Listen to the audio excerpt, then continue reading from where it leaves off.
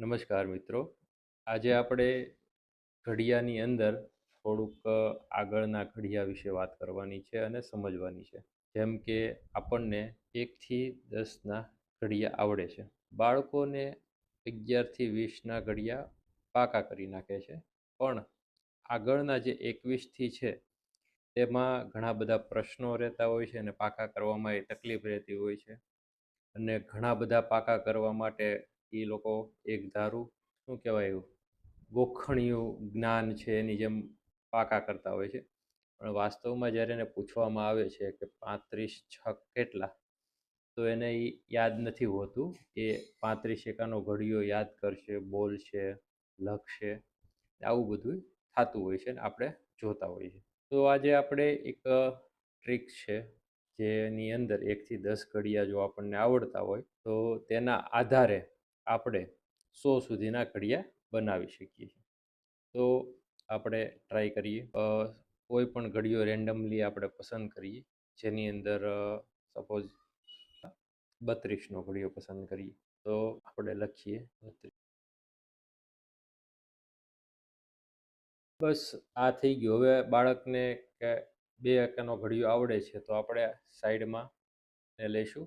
2 એકા 4, 2 તેરી 6, 2 ચોક 8, 2 પંચા 10.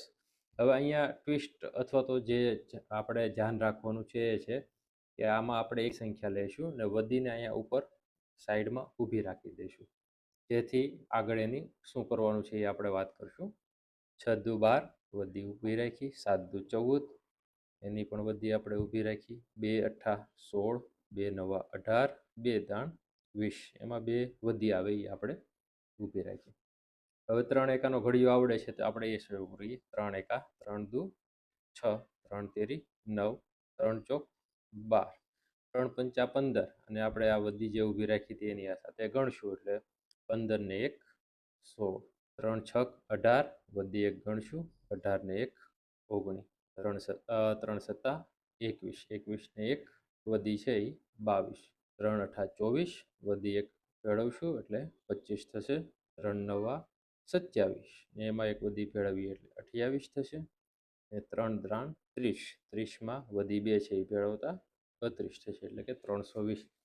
તો આ રીતે સહેલાઈથી ગુણાકાર એક એકના આવી રીતે કરીને કરવું એના કરતાં બહુ સારો ઓપ્શન છે. સમજવામાં ને લખવામાં બહુ સરળતાથી લખી શકીએ છીએ.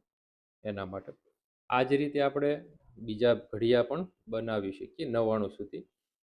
કે ભાઈ 48 પંચા તો એને નથી આવડતું તો જો ટેબલ બનાવવાની રીત જે છે એના આધારે ઝડપથી 8 પંચા 40 ને 4 પંચા 20 ને 4 24, 240 એ ઝડપથી ગણી શકશે. જે આ પદ્ધતિ આપણી છે એમાં એને વાર લાગે છે. આ પદ્ધતિની જો એને ટેવ પડી જશે તો 100 સુધીનો કોઈ પણ એક આંકડાનો જે ગુણાકાર હશે એમાં એ ખૂબ જ સરળતાથી અને ઝડપથી ગણતરી કરી શકશે.